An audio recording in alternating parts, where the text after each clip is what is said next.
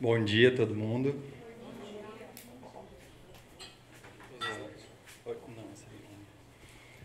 Bom, como ele acabou de apresentar, eu me chamo Guilherme, sou de Brasília e sou psicólogo e psicólogo dentro da abordagem junguiana já há alguns anos.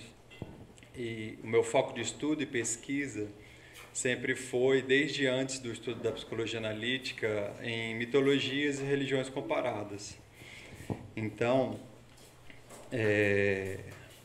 hoje a gente vai falar sobre essa temática e eu acho que é importante trazer algumas reflexões assim, né? A autorrealização e o contraste com a realidade. O que seria a autorrealização?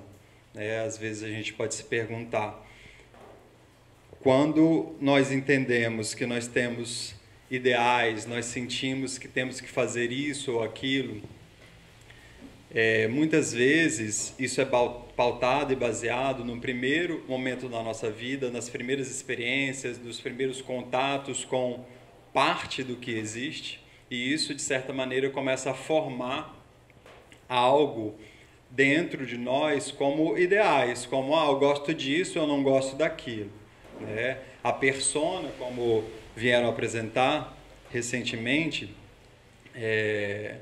ela vai enxergar parte da realidade, mas ela nunca vai enxergar o todo, porque tem uma máxima que diz, não é dado ao finito compreender o infinito.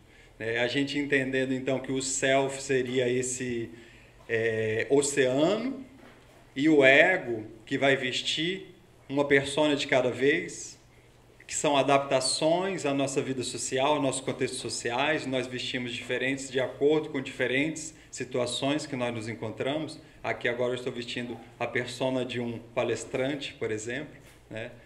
E essa parte seria relativa a uma gota, né? Então a gente tem o contraste de uma gota com o oceano, ou um grão de areia para toda a areia que existe do planeta. Eu gosto de traçar essa imagem para mostrar o contraste do que a gente está falando. E eu acho que esse tema tem muito a ver com essa metáfora, com esse contraste. Eu gostaria de trazer, no primeiro momento, o mito de Orfeu. O mito de Orfeu começa com ele e Eurídice, são um casal, eles estão juntos e felizes, e é aquele casal que nesse momento eles estão vivendo aquele enamoramento apaixonado, cego, onde tudo que existe é o outro na relação. E aí eles estão lá, Orfeu era, em algumas versões, filho do próprio deus Apolo, e recebe uma lira dele, e ele, aonde passa, toca acordes que tocam todo mundo e apaixonam todo mundo, e todo mundo fica extasiado com a música de Orfeu. E num dos dias, Eurídice sai para catar algumas frutas no bosque, e um homem que já vinha perseguindo, já vinha se namorando dela, escondido, começa a perseguir ela, e ela começa a ficar com medo, e ela começa a fugir mais para dentro da floresta, e esse homem começa a fugir, e começa a perseguir ela também, e aí ela é picada por uma cobra, e ela cai desfalecida, e quando o Orfeu descobre isso, ele fica completamente sem chão, né? Sem rumo. O mundo que ele conhecia, que era pautado principalmente na figura e projetado na figura de Eurídice, desaparece. E ele quer, porque quer, de toda forma, achar uma solução para esse problema. Então ele fala com um, fala com o outro, né? Pede a intervenção dos próprios deuses, e nisso ele consegue, através de Hermes, o comunicador, o psicopompo, que faz a ligação dos planos, né? A permissão de entrar no Hades, no submundo, no mundo dos mortos, dos gregos antigos, E ali ele tem a permissão para ir tentar negociar esse resgate de Eurídice. E ele vai e ele desce aos infernos, ele passa por todas as etapas e dizem que ele, aonde passava, mesmo no Hades, ele acalmava e trazia paz e alento para todos aqueles que o ouviam. Ele convence Caronte de deixar ele passar, tocando belas músicas. Ele amansa o próprio Cérbero, que é o guardião da transição dos mundos. E ele vai, onde dizem que até aqueles que sofriam castigos eternos no Tártaro, né, como Ixion, como Tântalo, como Sísifo, como as Danaídes, que estavam ali em tarefas infinitas e eternas de sofrimento, nesse momento, quando Orfeu passou e tocou a sua música, ali eles encontraram uma certa paz e um certo descanso, mesmo que temporário. E assim ele chega de frente para os senhores do Hades, né? Hades e Perséfone, e ele pede a permissão de levar Eurídice de volta. E ele convence eles com seus argumentos e com sua música. E Perséfone, ela fala, tudo bem, você pode levar Eurídice, mas eu vou te pedir só uma condição, que você nunca olhe para trás. Até sair do Hades, você não pode olhar para trás nenhuma vez. E aí,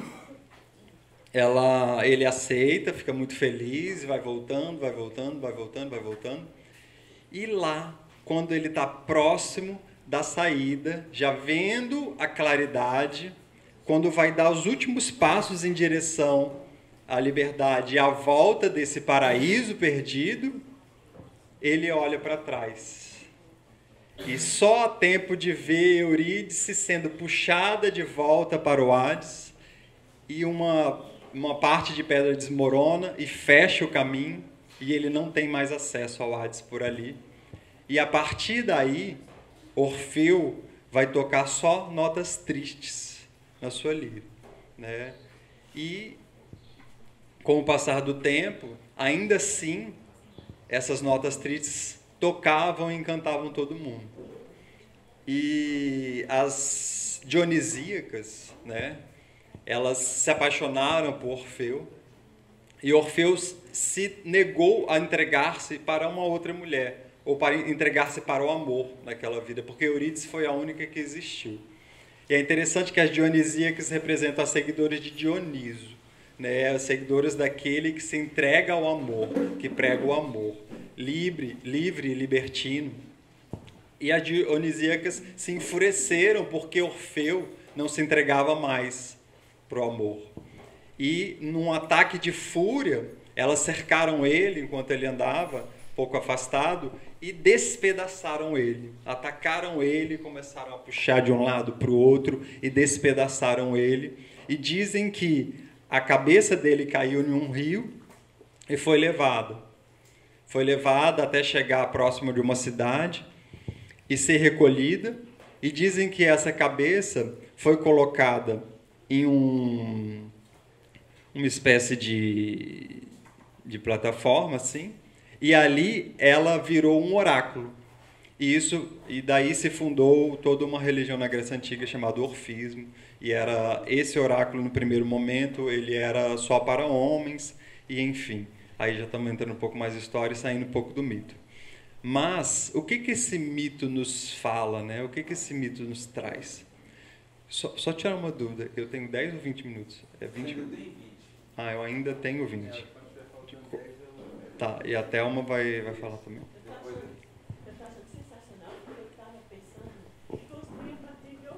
Sério? Uma sincronicidade. Maravilhoso, então. Tá, mas aí já é pra ela quando faltar 10? Não, você vai ter. Você tem 20 minutos. Tá, Jóia, tá, Jóia. Faltando 10 eu te aviso. Tá, Jóia. Desculpa a interrupção. Então eu podia pegar isso que você fala, né? Porque aí, como é Orfeu, o que você trouxe, a gente podia explorar, cara. Sim. 20 minutos meu. Sim. A gente não conversou antes, desculpa, mas foi uma sincronicidade, né?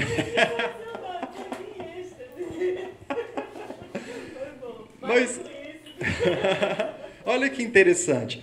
Quando Jung vai falar sobre o processo de endividação, e ele fala ao longo da sua obra diversas vezes, e claro que no próprio processo de endividação do Jung, ele foi ampliando a sua cosmovisão, como ele gostava de usar, né, esse termo, e foi se aprofundando também no que seria o sentido desse processo de endividação.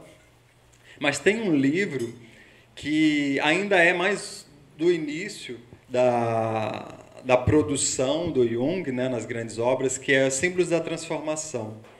Símbolos da Transformação, ele está ali estudando cartas e o diário de Miss Miller, onde ela vai colocando as suas experiências no mundo.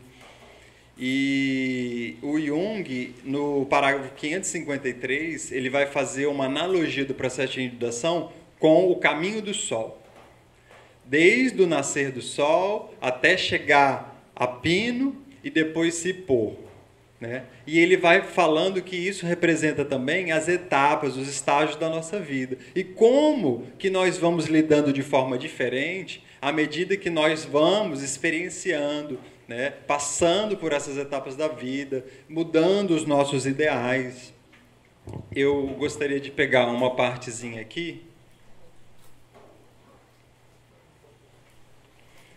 Ele vai falar então que na manhã da vida o filho se afasta dolorosamente da mãe e do rincão natal para erguer-se até a altura que lhe está reservada, muitas vezes julgando ter sido inimigo à sua frente e, no entanto, trazendo dentro de si mesmo esta perigosa nostalgia pelo próprio abismo, pelo afogamento na própria fonte, pelo ser atraído para o subterrâneo reino das mães.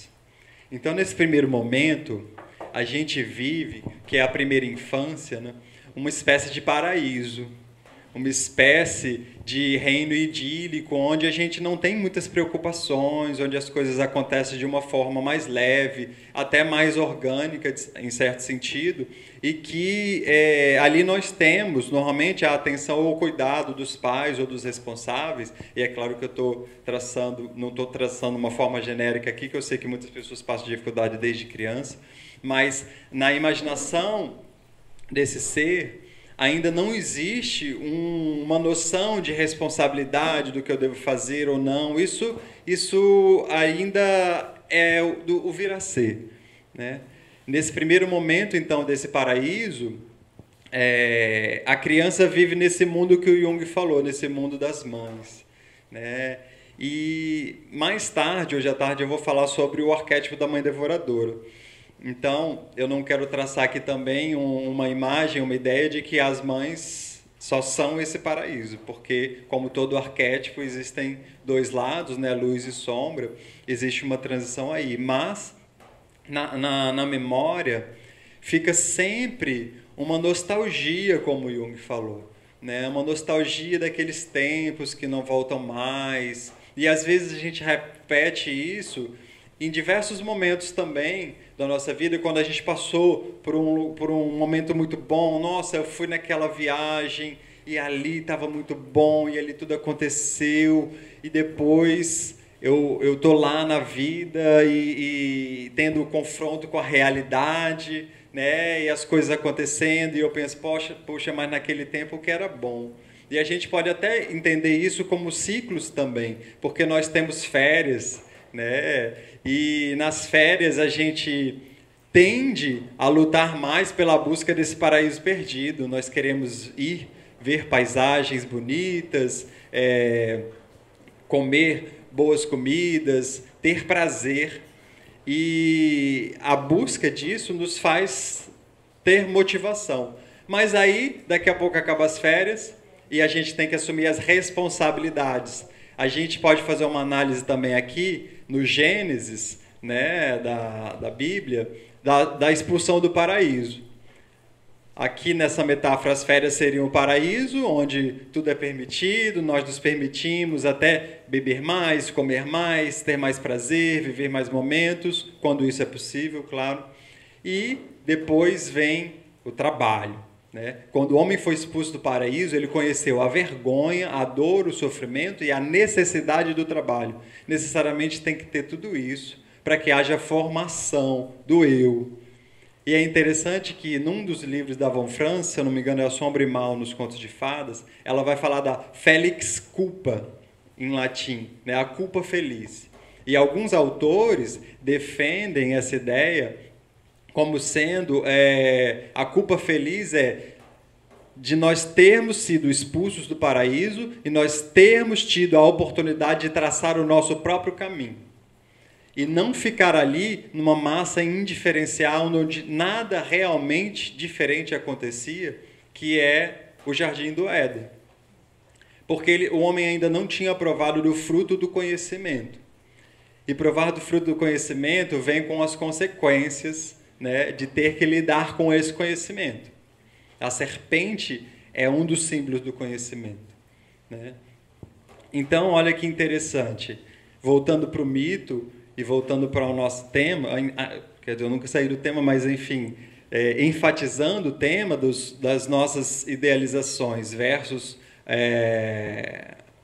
a realidade, o confronto com a realidade.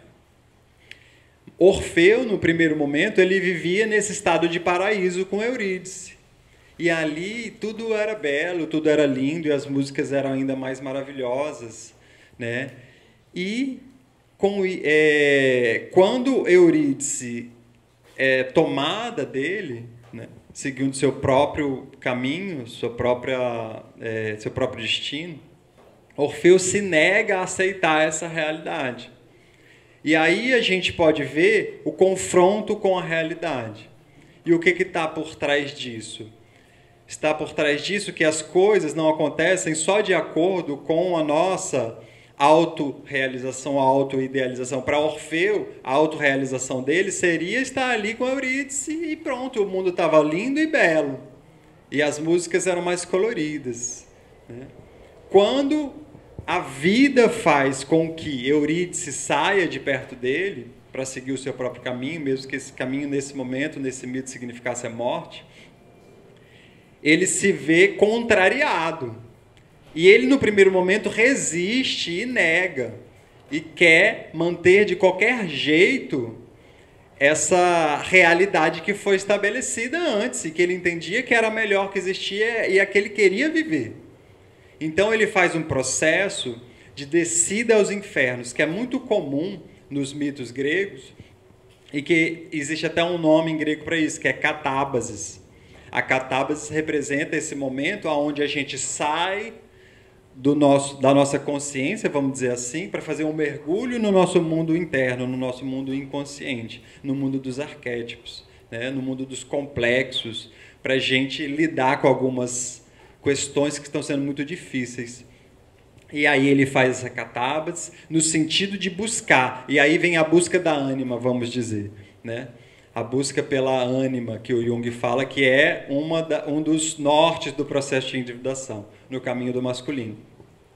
Como nosso protagonista aqui é masculino, Orfeu vai então, parte na busca dessa ânima, só que ele parte ainda na busca de uma ânima idealizada, né?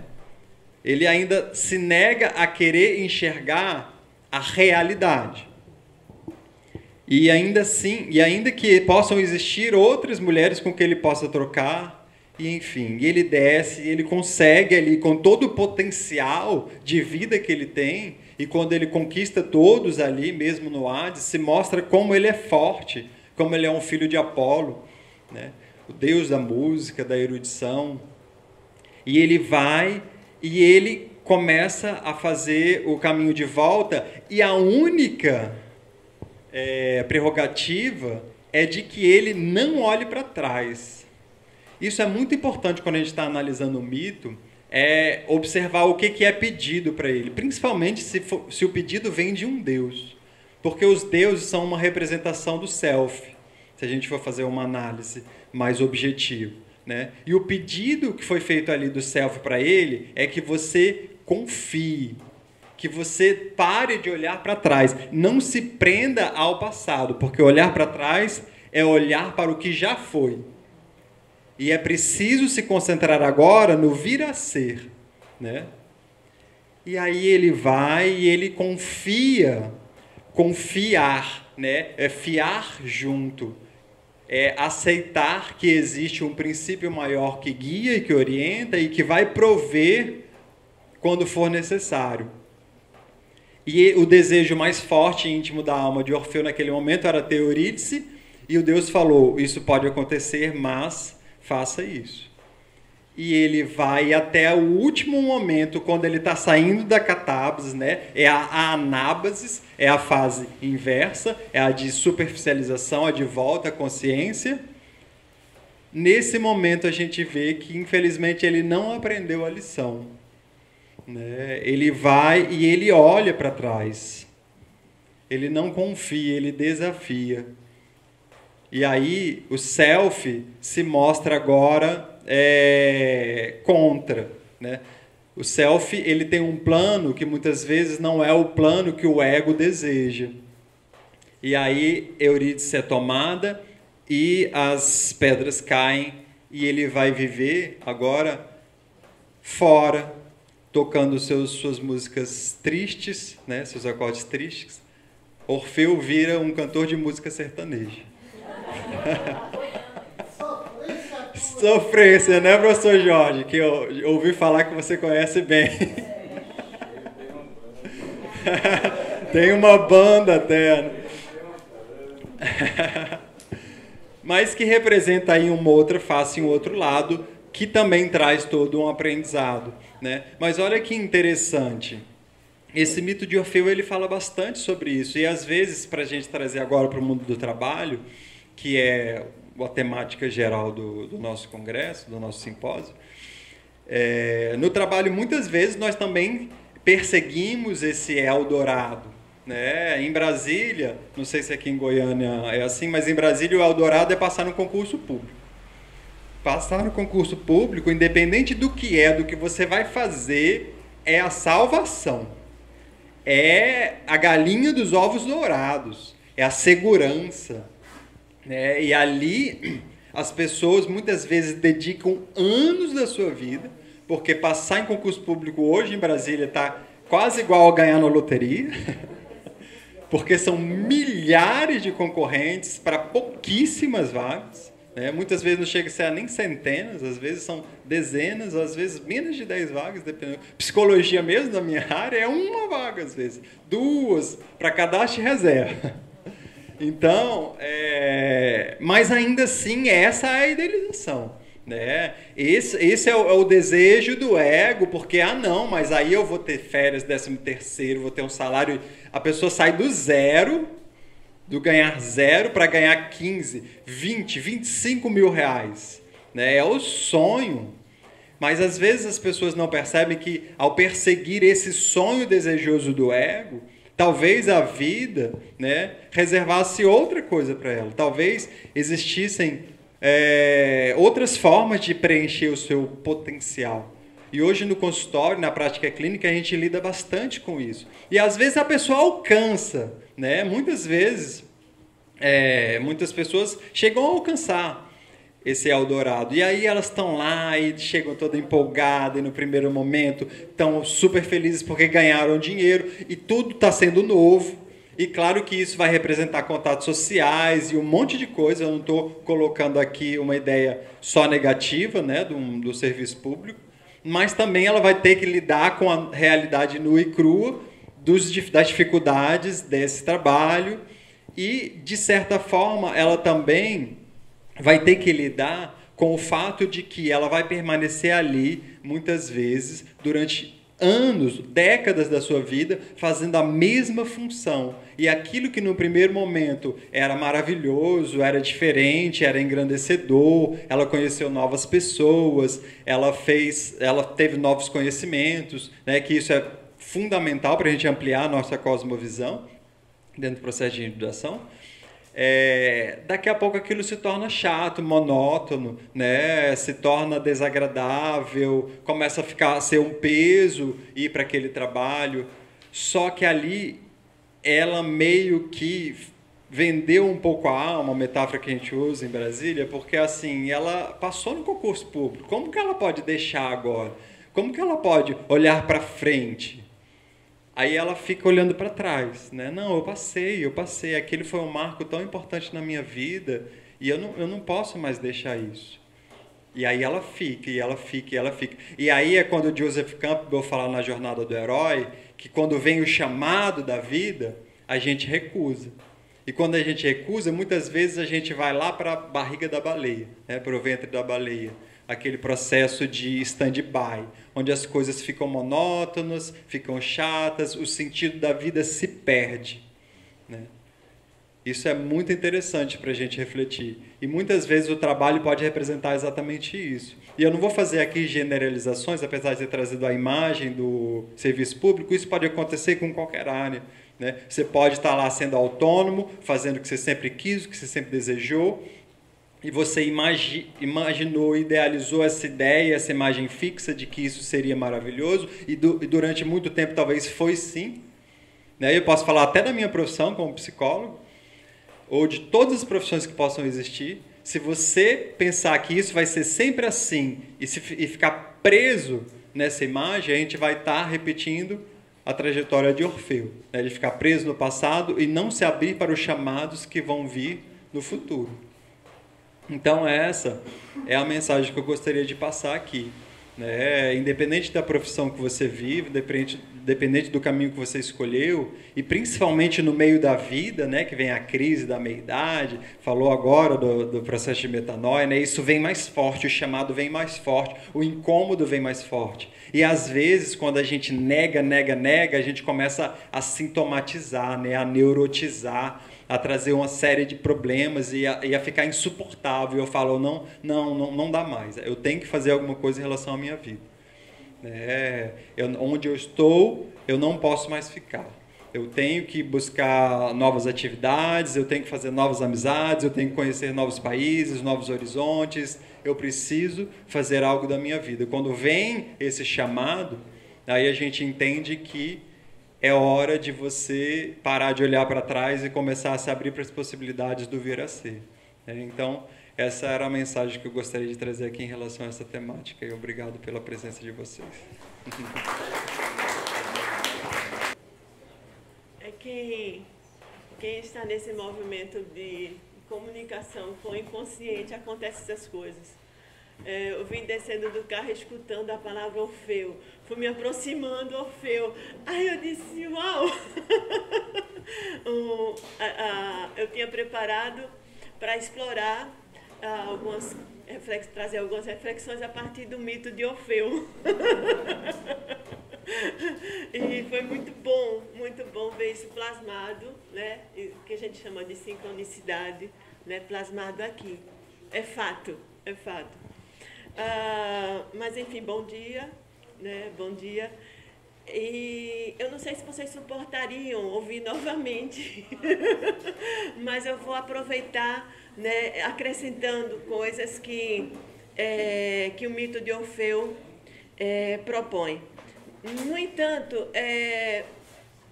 eu gostaria de trazer uma frase que pode nos guiar, que é o ponto de partida da reflexão, não é? Como que nós poderemos manter a nossa qualidade de alma diante do outro, né? O Jung traz essa máxima de diante de um outro humano basta uma alma humana, mas não pode ser qualquer alma, não é? Não pode ser de qualquer jeito. É exigido de nós, ou então solicitado, que nós sejamos minimamente a corporificação do exemplo, né? A corporificação do próprio processo de individuação. Então, é partindo daí, né? Quando é que nós adoecemos? O curador, o terapeuta, o psicoterapeuta, seja o nome que nós... a curandeira, a rezadeira. Então, quando isso acontece, né? Quando isso acontece, fatalmente perderemos a esperança, né? O mundo se acaba.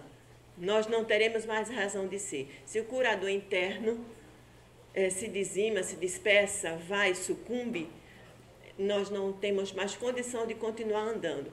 Então, assim, a permanência, né, nossa visitação permanente do nosso processo de humanização, ele se dá junto com a individuação, que é isso que vai nos sustentar no lugar de curador, no lugar que nós, vamos dizer, minimamente precisaremos continuamente para cuidar de si. Se a gente só tiver isso para fazer na vida, é trabalho que não se acaba mais nunca, para muitas vidas mesmo. Então, cuidar de si é o que vai nos sustentar. Quando o Pequeno Príncipe está lá num planeta chamado B612, é assim? Né? Ele não diz assim, eu moro na rua tal, número tal, no bairro tal. Ele diz, eu moro no planeta, né? A casa dele é um planeta, né?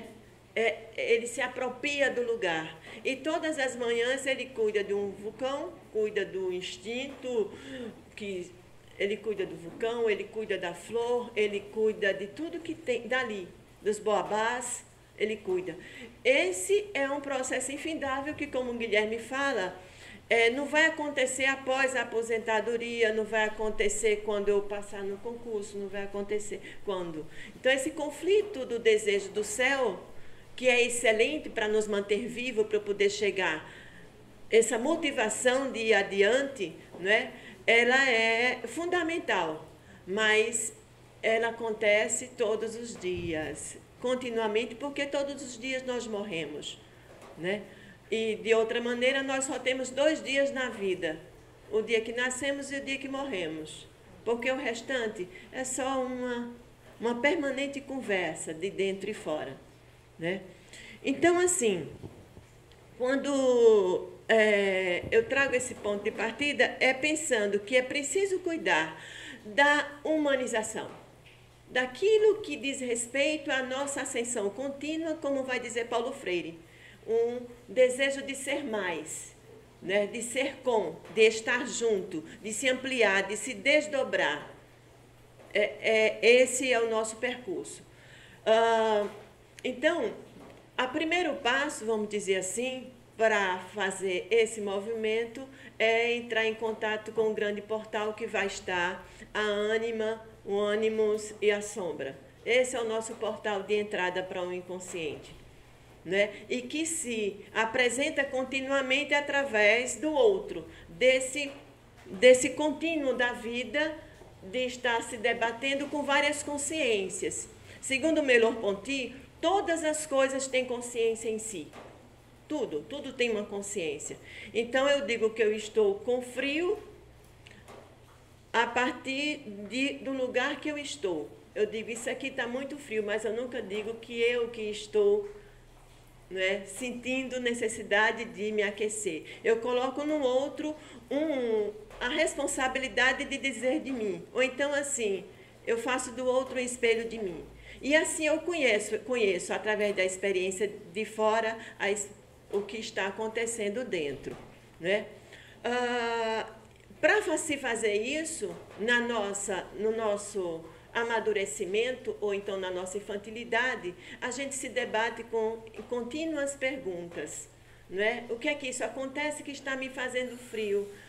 E eu começo a brigar com o espaço que está me fazendo frio. E deixo de conhecer a mim. Então, esse é o primeiro portal. E o mito de Orfeu, ele vai tratar permanentemente desse encontro com a ânima e sombra.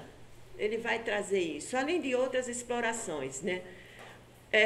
E eu me garanto, assim, ficar tranquila de conversar novamente sobre ele, porque para cada mito precisa-se pelo menos de 72, como diz Roberto Crema, interpretações.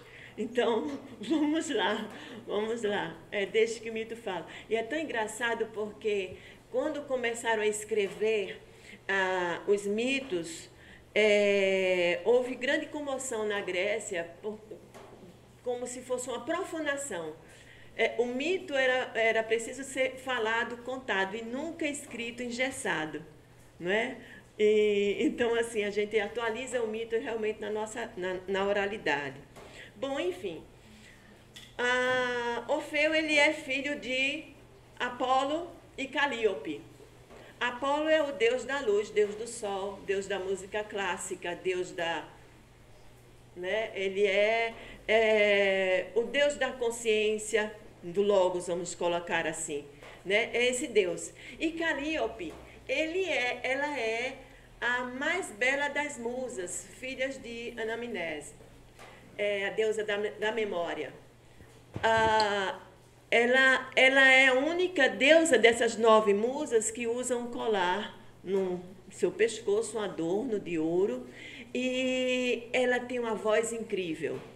Então imagine de quem ele é filho, né, desses 2 deuses. Ser melhor do que esse pai, do que essa mãe, é trabalho, é serviço. Não é? Então, ele já nasce com esse peso. Ganha uma cítara de Hermes, em uma das versões. Né? Essa que eu vou tomar aqui. Um Deus que é capaz de céu e inferno. Não é? Ele é capaz disso. E tem as asinhas nos pés. Eu acho isso maravilhoso. Quem tem asa nos pés vai aonde quer. Tudo é meu. Né? Tudo vai. Então, ele ganha essa cítara de Hermes e vive a cantar. A Datiene vai falar que ele não cantava uma canção nacionalista ou algo épica, que falasse de um povo, de uma nação, de uma glória. Eu imagino, ela vai dizer assim, que ele trazia um som, ele trazia um impulso, um sopro, algo que inebriava, algo que tomava as pessoas, não é? E as árvores se aproximavam, as pedras se mexiam, os animais bravos se silenciavam, os pássaros escutavam a canção de Orfeu. Então, tudo se aquietava e ao encontro dele. E ele, diante das guerras, ele era chamado para acalmar todas as tempestades e que viesse monstros e tudo. Ele estava sempre junto aos argonautas. Mas observa o que isso representa. Alguém que inebria todo mundo não permite que as pessoas vivam o seu próprio processo. É alguém que não enfrenta, alguém que vive permanente devaneio, que não coloca um pouco os pés no chão, né, vamos dizer assim. Alguém que sai de si permanentemente, ele se ausenta dos próprios processos e conflitos e frustrações. Então, ele não permite, efetivamente, que todos venham ter os seus embates com a diversidade da vida. Então, Orfeu, ele, em um determinado momento, se apaixona por Eurídice, uma mulher belíssima, incrível, tal. Prepara o casamento e, neste dia, isso é várias versões que eu saí fazendo uma compilação, e aquilo que foi dizendo.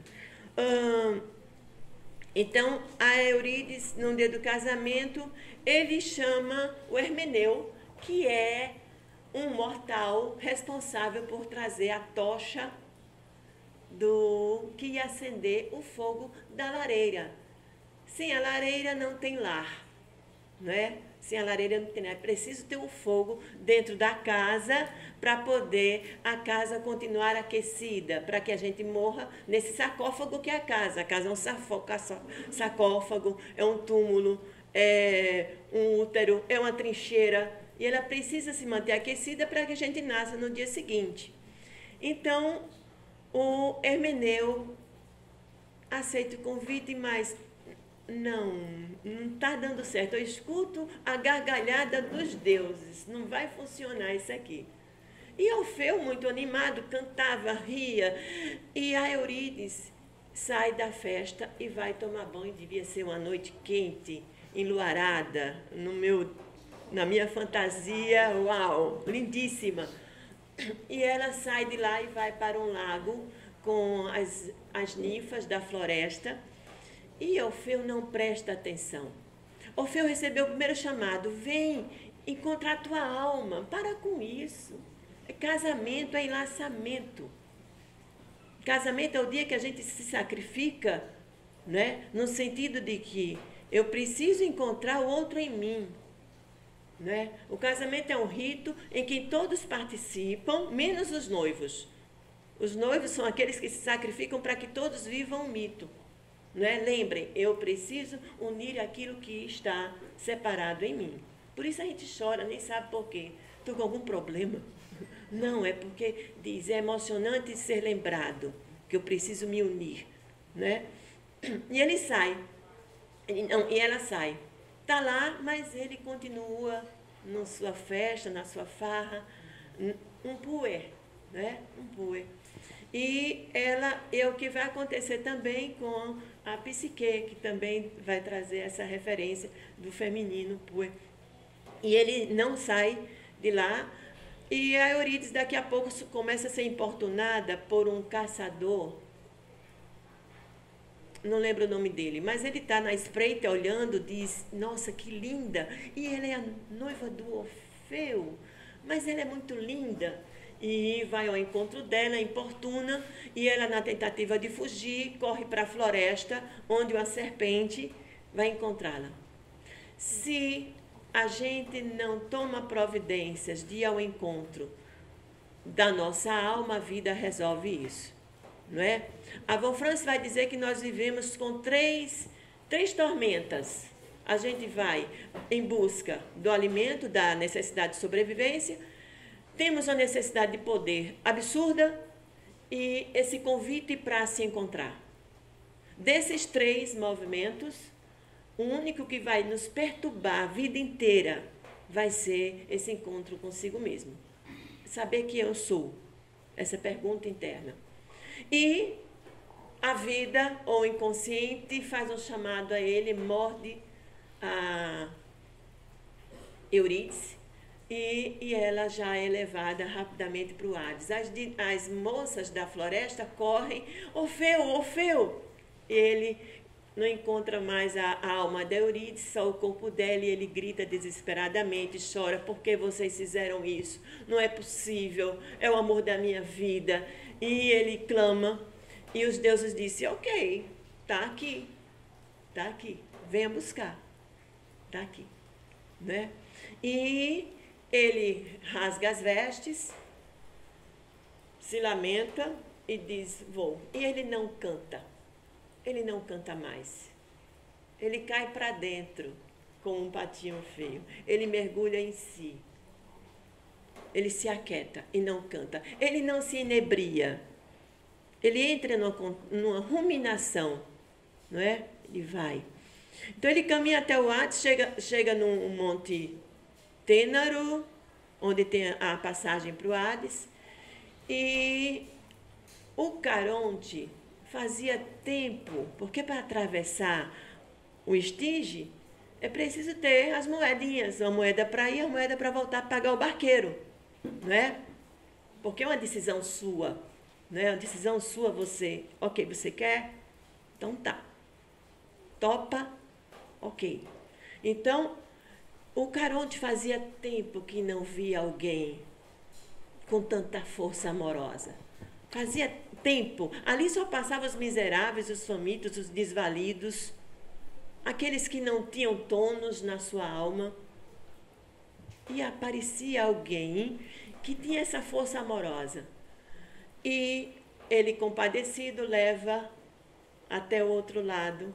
E isso é bonito, tem uma crônica escrita de Guimarães Rosa que fala terceira margem do rio. Sensacional. Que o homem pede para fazer uma barca e a barca que só caiba ele e ele fica lá no meio do rio. Essa barquinha é uma barquinha que só cabe a mim, né? Só cabe a mim. E o Caronte ele vai sozinho, levando a caveira, levando o Orfeu, e ele não canta. Ele atravessa os pesadelos, atravessa todas essas imagens, né, perturbadoras, até chegar onde está o deus do Hades, né, o Plutão, e começa a dizer, mas vocês precisam me devolver a minha amada. Um dia nós estaremos aqui, Mas lá no outro mundo, nesse mundo lá de cima, tem algo que se chama amor, pelo qual a gente não vive. E eu preciso dela.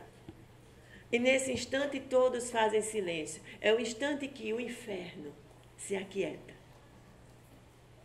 Onde tudo tem mais ou menos um contorno.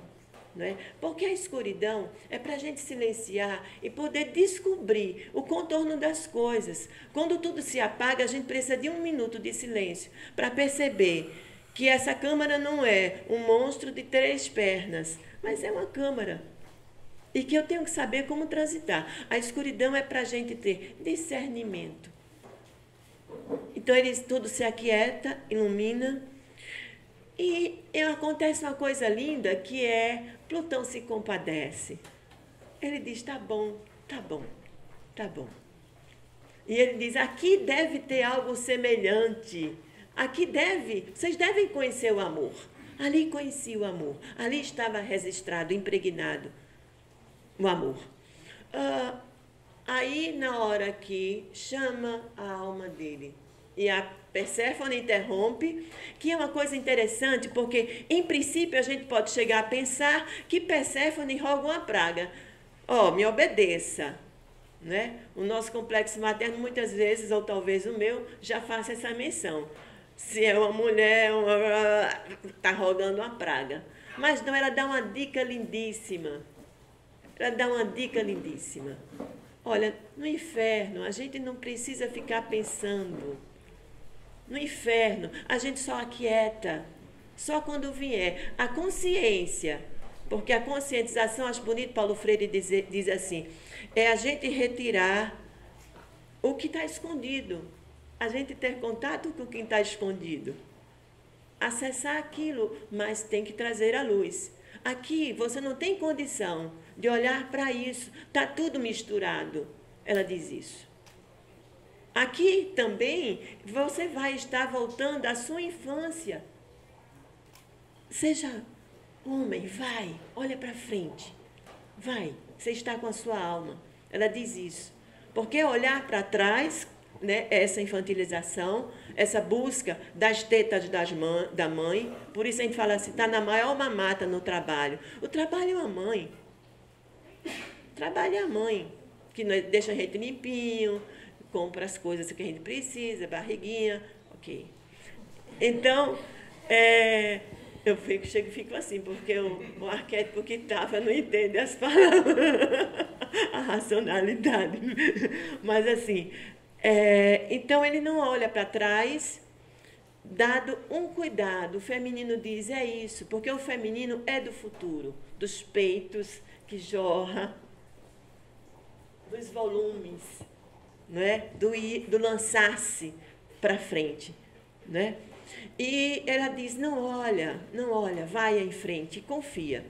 Isso é muito interessante porque tem um fotógrafo cego chamado Balchar, ele é iugoslavo, filósofo, historiador, ficou cego aos 12 anos numa brincadeira nas minas, lá na Iugoslávia, uma bomba estourou e ele ficou cego de um olho. No outro ano, ele fica cego do outro olho brincando numa árvore, aos 13 anos.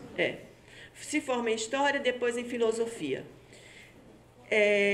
Então, ele vai escrever um artigo chamado Espelho Quebrado. É lindo esse artigo.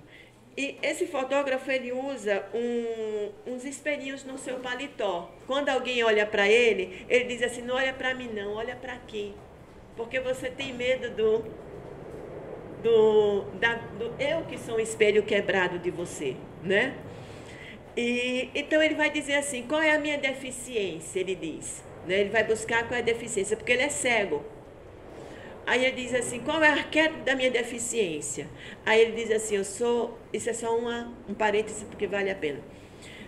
Ele diz, somos deficientes do paraíso porque todos fomos expulsos, né, do paraíso, conforme o mito cristão. Depois ele diz assim, somos deficientes do sacrifício aos deuses porque só os bonitos eram escolhidos. Somos deficientes do progresso, ele vai caminhando. Somos deficientes do progresso porque só alguns vão trabalhar e outros ficam desempregados.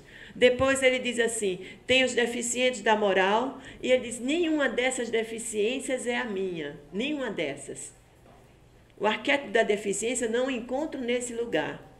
Tem a deficiência da moral, deficiência das vestimentas, deficiência de tudo. Ele vai colocar assim. Se a gente for pensar, Prometeu também traz uma deficiência. Somos deficientes motores porque somos filhos de Prometeu.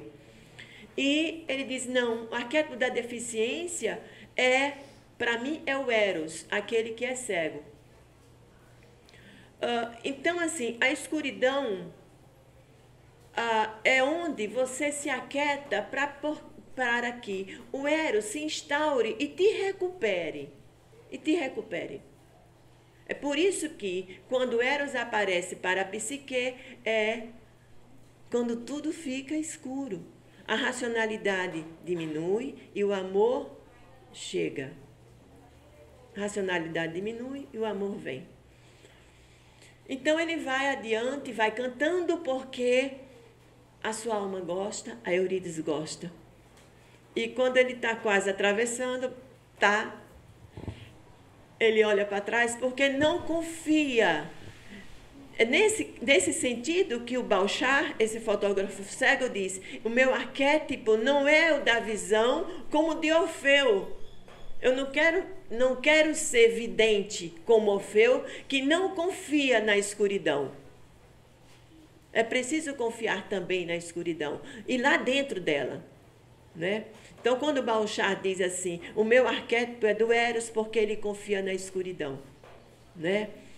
E então, o Orfeu, ele não confia na escuridão, ele quer ver que o olho é o lugar do julgamento e da bênção, né? Mas ali ele olha para trás e ela só fala o nome dele e vai sumindo. E eu imagino que ela não fala repreendendo porque ela o amava. Meu coração, não sei porquê, bate feliz quando te vê. Isso é um canto da alma. E os meus olhos ficam sorrindo. As canções de amor são as canções para a alma. O modo que a gente trata a nossa alma está expresso nas canções de amor. E os meus olhos ficam sorrindo e pelas ruas, mas mesmo assim. Então ela some, chamando o nome dele, como quem diz, oh, que pena, não é? Então, quando ele sai daquele espaço, cai prostrado, ele novamente cobre-se do pó da terra, novamente ele rasga as roupas, novamente ele espragueja, porque isso vai acontecer muitas vezes na nossa vida. É quando a gente precisa repactuar. Quais são os pactos que eu devo fazer na minha jornada? Qual é o meu pacto com a vida? Né? Quero estar aqui. Eu quero estar aqui. Eu tenho até resistência de reencarnar porque eu gosto dessa bagaça. Eu gosto disso aqui. Não vou fazer tudo certinho, não. Eu vou ficar aqui. E quero encontrar todo mundo de novo para a gente fazer novas coisas. Enfim, ele cai prostrado e se fecha. Né? É interessante porque Orfeu, ele vai se fragmentar lá adiante, né?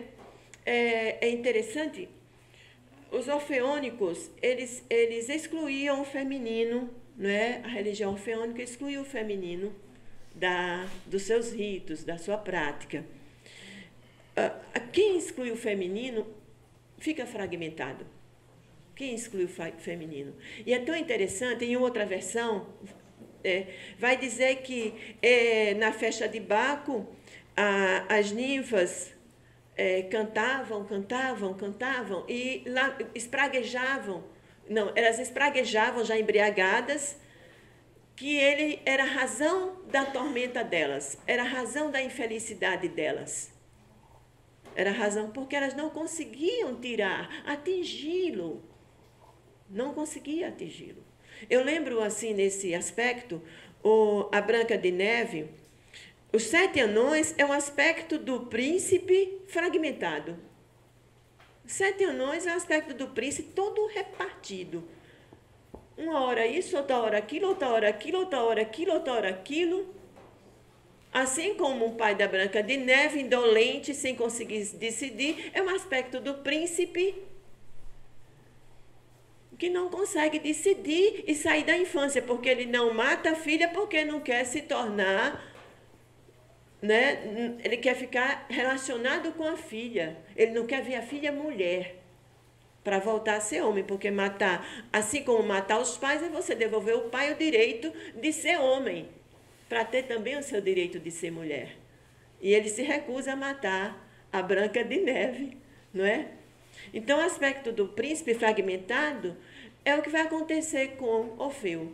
Orfeu, elas começam a dizer isso e gritar nessa festa, e ele novamente, nessa versão que eu vi, que eu gostei, por isso que eu compilei assim, ele começa a cantar, fugindo novamente do seu enfrentamento, a alma dele gritando: para com isso, para com isso.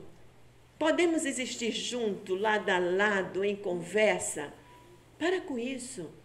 Nós sofremos juntos, você encrosta por fora e a gente sofre por dentro. Para com isso. Diz que, eu penso que, eu não sei se é Hillman, ele diz que, está sendo gravado isso, né? Tem que fazer a edição. Ele diz que o modo de... Não, é o Corá Tenuto. Leiam os dois, tá? Diz que o modo do homem tratar a mulher é o modo que ele trata a própria alma, né? Então, ele não escuta, não valida, que é isso que acontece. A mulher tem o direito de chorar, tem o direito de reclamar, culturalmente instaurado, combinado. Nós somos histéricas, vamos dizer assim, usar dessa forma, mas ninguém valida, ninguém escuta. A mesma coisa acontece com os homens para dentro. Para dentro. Ele não valida os próprios sentimentos. Ele não pôde validar suas próprias emoções. Então, Orfeu começa a cantar. Aí elas dizem: ah, não. E começam a gritar muito alto, mais do que... Só 5 minutos. Tá? Mais do que a voz dele. E, enfim, elas começam a jogar objetos nele, né? De modo que ele se estraçalha, ele fica esquartejado com os objetos. É interessante que, em hebraico, a palavra tapas significa acordar dentro. Acordar dentro, não é? A gente faz esse acordar dentro. Quando os pais batem nos filhos, eles estão numa tentativa de querer acordar dentro, né? Mas a palavra acordar dentro é trazer para o coração, né? Aí fica uma contradição, esse tapa que machuca, essa coisa que machuca, mas, enfim, é um apelo extremamente último e esquarteja, enfim, mostra como ele é por dentro, todo cortado, todo fragmentado. Então, o mito, ele não só fala da história em termos de... Também conta a história do feminino. Também conta a história do feminino. Aquela que não consegue dizer, aquela que não consegue falar diretamente, aquela que não consegue deixar claro. Vai aí. Mas esse encontro com a alma nossa, é essa tarefa de fazer esse percurso até o inferno, não é? Não trazendo respostas adjetivos quando a gente estiver no inferno, porque senão a pergunta se torna uma massa pesada que vai nos esmagar. A resposta. Então, tem que ser a pergunta que tem uma resposta perguntadeira, né? Uma resposta perguntadeira. Eu tenho a impressão que essa ferida do curador, ela traz isso. Não é uma ferida efetivamente da nossa humanidade, mas a ferida de que a gente não consegue responder tudo. O que é que tem a dizer? O que foi que eu não ouvi? Será esse caminho? E não precisar responder efetivamente. Confia. Confia que isso foi jogado aqui dentro e a resposta. Confia. A ampliação da pergunta, ela efetivamente nos levará à voz interior. A voz interior. Então, isso faz com que esse movimento nos livra do sequestro da nossa humanidade. Sequestro da nossa humanidade. Por que essa atitude? De onde vem? Para onde vem? Essa educação é uma proposta de quem? Para quê? E para quem? De onde é que vem? De onde é que vem essas decisões? Isso está... Quando Jung diz assim, o seu modo de pensar o mundo vai efetivamente dar o espírito da terapia, vai estar ali, você vai estar respirando com o outro. Eu tive uma cliente, de vez em quando ela aparece, ela é bem grandona assim. Enquanto ela não senta na cadeira, eu não sossego, porque eu preciso de ver o corpo dela todo. Quando ela respira, eu preciso. Da mesma forma, o outro que está ali diante de mim está vendo todos os meus gestos.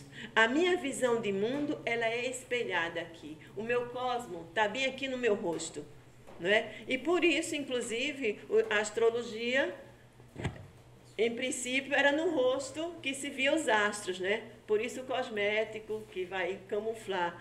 Então, a gente precisaria usar uma crosta bem grande, uma máscara, para poder ser imparcial diante daquilo e também não teria alma. A minha visão de mundo, se for desumana, se não for para todos, né? Se não for nessa compreensão de que nós podemos ser diferentes sem que a nossa diferença não seja motivo para eu humilhar ou diminuir o outro, nem que a nossa igualdade seja para que diminua a minha idiosincrasia. Eu tenho direito a ser igual com as minhas diferenças e ser diferente no nível de equidade. Podemos existir, tudo é nosso. Como diz o Krenak, ele fala assim, nós somos apenas um outro povo com um outro nome, mas todos nós somos humanos. É preciso que a gente mude esse nosso modo de pensar a humanidade e as humanidades. Senão a gente vai continuar nesse caminho de distanciamento do self. E lá, nos lugares mais longínquos da nossa alma, estão as respostas. Não é? Sem medo do inferno, sem medo da floresta, sem medo do oceano, para que ele mesmo fale. Ok, acho que está bom. Já foi. Obrigada. Só para fechar essa temática, que eu penso que foi muito complementar essa versão que você trouxe, foi bem sincrônico mesmo. E mitologia é isso, é a gente pegar as diversas, como era uma prática falada, né, passada, de geração para geração, e de povos para povos também, né, porque na Hélade, os helenos tinham, às vezes, até diferenças de deuses, quem eles cultuavam. Alguns, Apolo era cultuado mais no lado do que hoje a gente entende como a Turquia, né, ou a Trácia. Daí Orfeu ser famoso na Trácia. Você tem ali na região de Micenas, os antigos gregos de Agamenon, Menelau, né, da onde Helena foi roubada. E essas diferenças vão gerando diversas diferenças nos mitos, e nós temos várias versões. E às vezes versões que são bem complementares uma à outra, se a gente entende um pouco da história. Mas eu queria falar só para finalizar naquele mesmo parágrafo 553 do livro Símbolos da Transformação da Libido, o Jung fala assim: ninguém deve negar o perigo da descida, mas ela pode ser arriscada. Não se deve arriscá-la, mas é certo que alguém a tentará. Quem tiver de descer, que o faça com os olhos abertos, pois é um sacrifício que dobra até a vontade dos deuses. A cada descida segue-se uma ascensão. As formas que desaparecem são reformadas e uma verdade só é válida. A longo prazo, uma verdade só é válida quando a longo prazo se transforma e torna a trazer seu testemunho através de novas imagens, em novas línguas, como um novo vinho que é acondicionado em odres novos. Obrigado.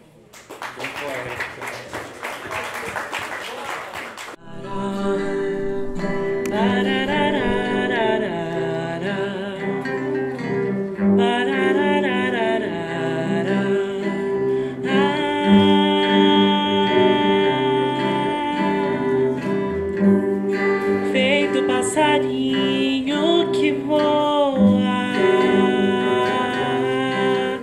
quero cantar,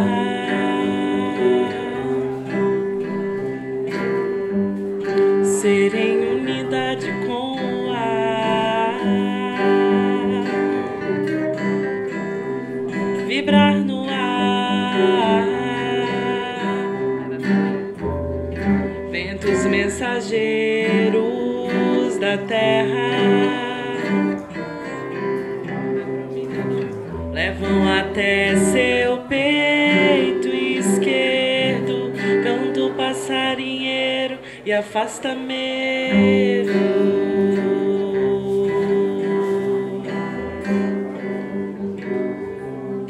Canto passarinheiro, afasta medo. Chegar no ar também, cheiro de planta boa, cheiro de vida boa que vem, cheiro de primavera, meu bem. É bom dividir o canto, a canção. É bom repartir o cantinho do coração. É bom dividir o canto, a canção. É bom repartir o cantinho, o cafofo do peito.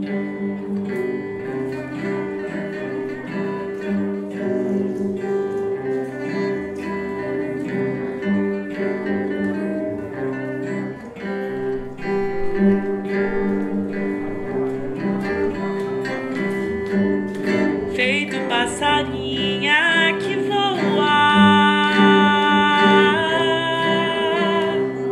quero cantar,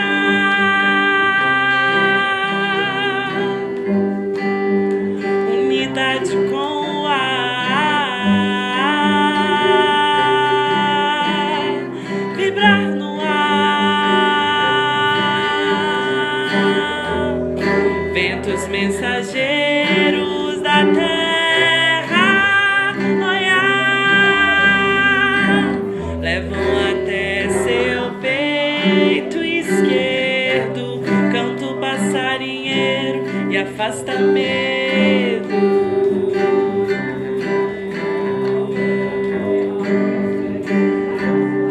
Canto passarinheiro, afasta medo. Para papá, papá,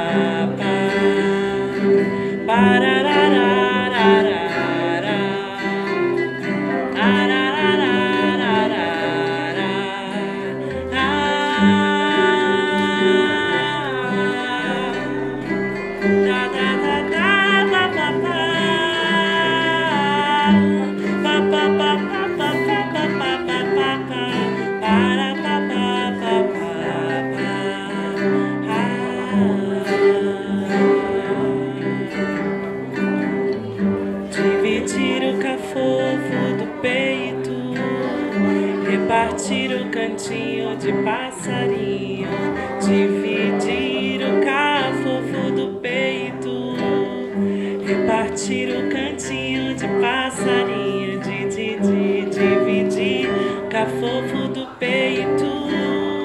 Repartir o cantinho de passarinho, dividir o cafofo do peito. Repartir o cantinho.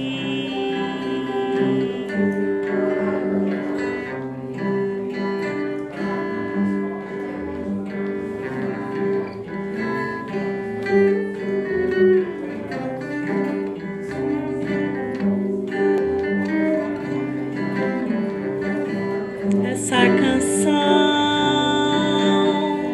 é sobre você. Essa canção é sobre te ver e te ter voando no meu céu, cantando em tons de cor pastel, passarinhando no meu céu, sobrevoando no meu céu.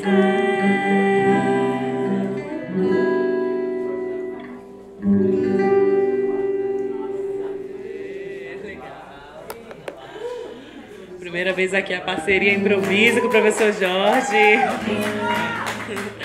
Bom demais.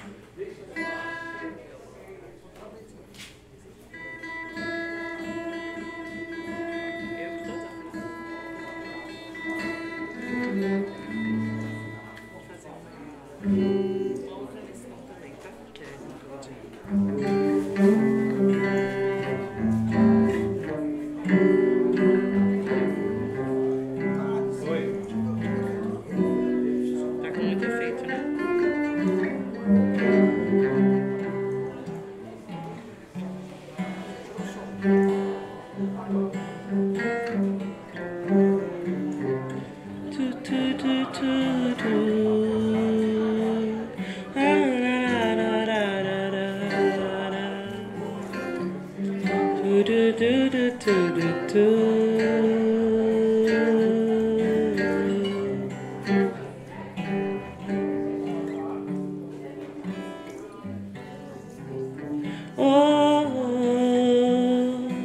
Estrela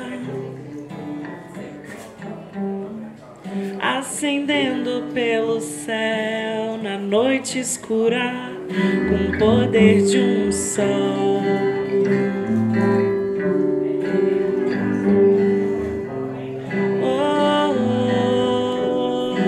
Estrela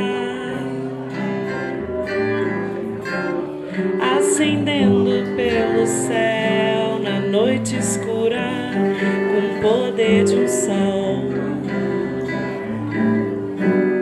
Te desejo vida longa,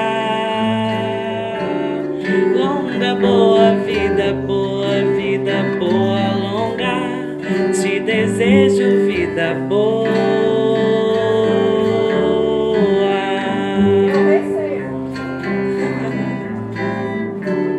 Te desejo vida longa, longa, boa vida, boa vida, boa, longa.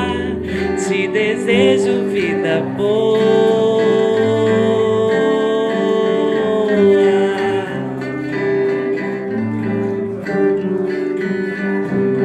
Com pássaros cantantes na varanda e a sua criança brincando de ser criança, coração de temperança, pensamento de esperança mansa.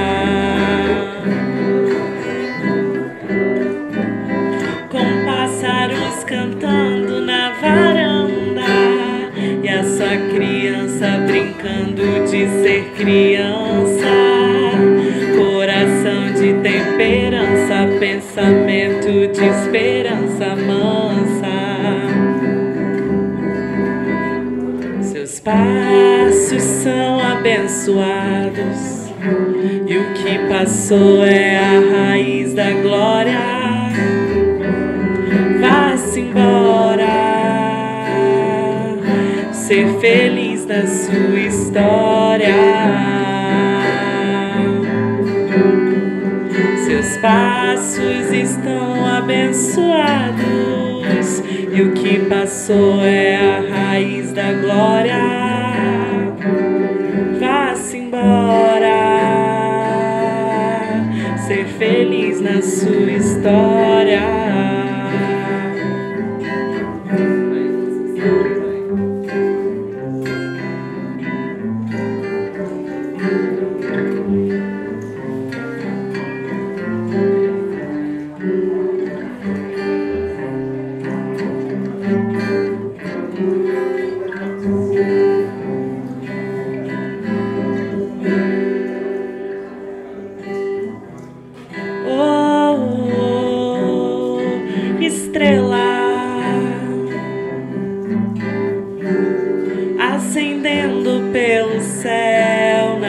Escura com o poder de um sol.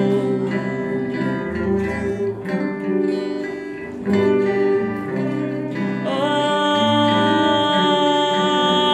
estrela, acendendo pelo céu na noite escura com o poder de um sol. Te desejo vida longa, longa, boa vida, boa vida, boa e longa. Te desejo vida boa.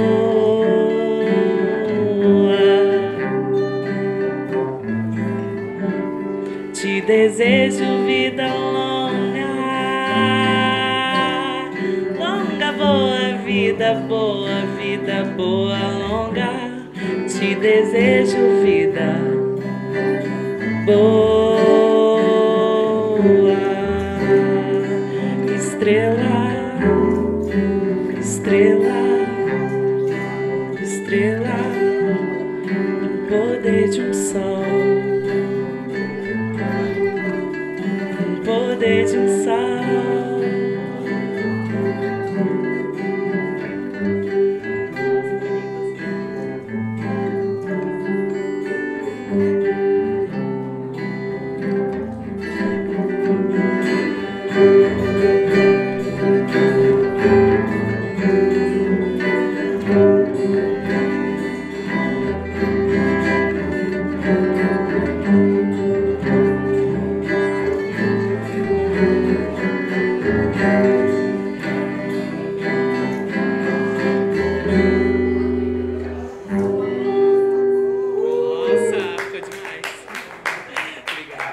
Eu vou chamar o professor Jorge para gravar essa comigo.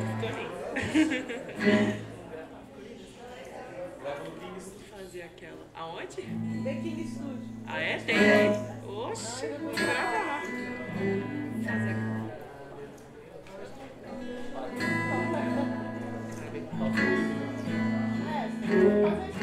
Gente, se alguém puder tirar uma fotinha aqui, ó, e depois mandar pra mim. Ah, é? Ó, tá em cima da minha bolsa ali em cima, a bolsa verde. Thales vai tirar, tá bem, Thales? Ah, então tá. Oiê!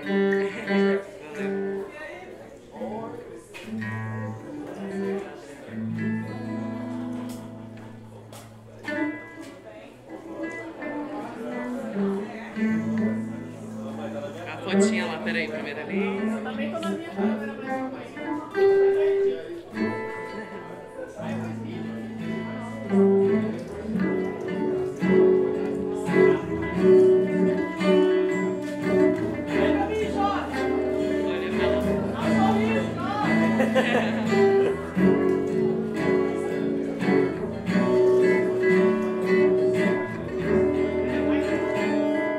Eu ando pelo mundo prestando atenção em cores que eu não sei o nome.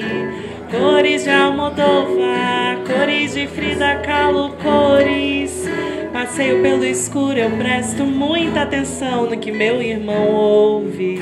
E como uma segunda pele, um calo, uma casca, uma cápsula protetora. Eu quero chegar antes pra sinalizar o estar de cada coisa, filtrar seus graus. Eu ando pelo mundo divertindo gente, chorando ao telefone e vendo doer a fome dos meninos que têm fome. Pela janela do quarto, pela janela do carro, pela tela, pela janela. Quem é ela? Quem é ela? Eu vejo tudo enquadrado, remoto controle. Eu ando pelo mundo, os automóveis correm para quê? As crianças correm para onde? Transito entre dois lados. De um lado, eu gosto de opostos. Exponho o meu modo, me mostro. Eu canto para quem? Pela janela do quarto, pela janela do carro, pela tela, pela janela. Quem é ela? Quem é ela? Eu vejo tudo enquadrado, remoto controle. Eu ando pelo mundo. E meus amigos, cadê minha alegria, meu cansaço, meu amor? Cadê você? Eu acordei, não tem ninguém ao lado. Pela janela do quarto, pela janela do carro, pela tela, pela janela. Quem é ela? Quem é ela? Eu vejo tudo enquadrado, remoto controle.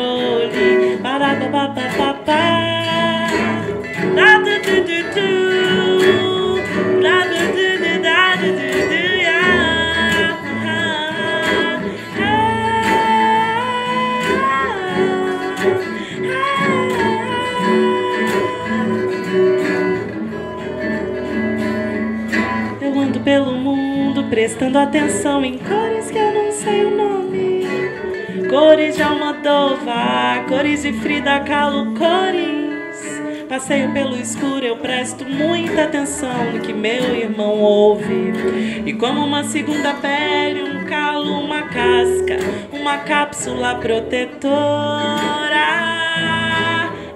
Eu quero chegar antes pra sinalizar o estado de cada coisa, filtrar seus graus. Eu ando pelo mundo divertindo gente, chorando ao telefone, vendo doer a fome dos meninos que têm fome. Pela janela do quarto, pela janela do carro, pela tela, pela janela. Quem é ela? Quem é ela? Eu vejo tudo enquadrado, remoto controle.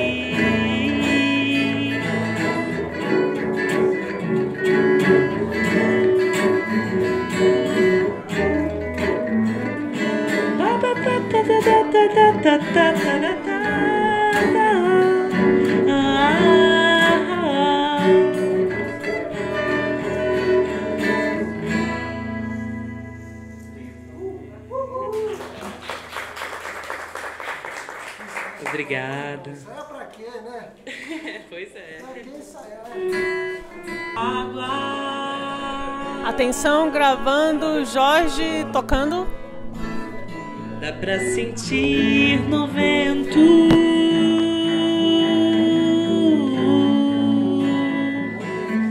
que acaricia minha pele suavemente. Oh, aí vem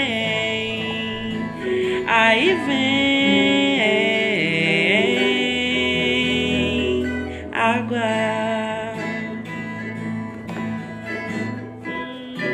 Vem pra limpar, vem pra tirar poeira.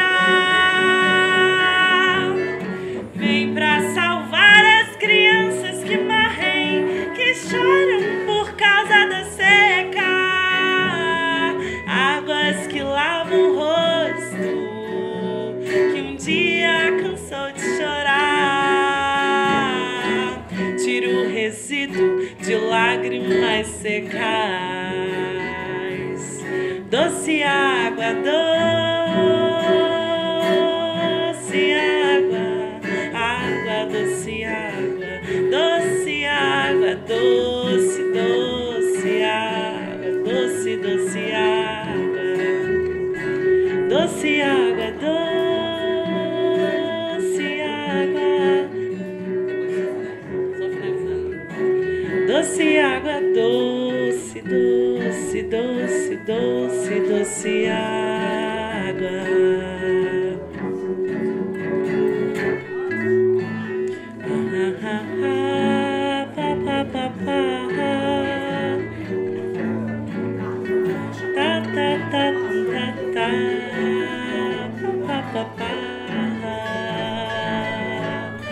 Aí vem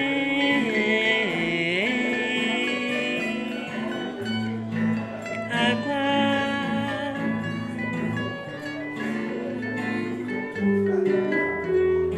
água. Vem pra limpar, vem pra tirar poeira, vem pra salvar as crianças que choram e morrem por causa da seca.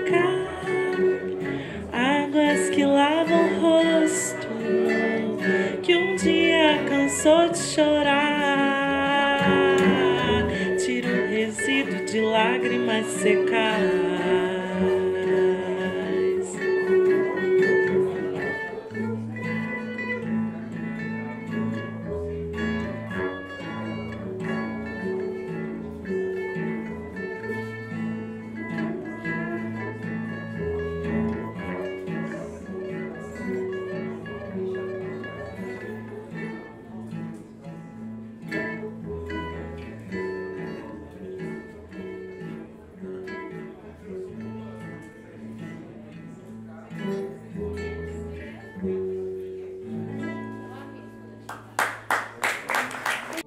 Thank you.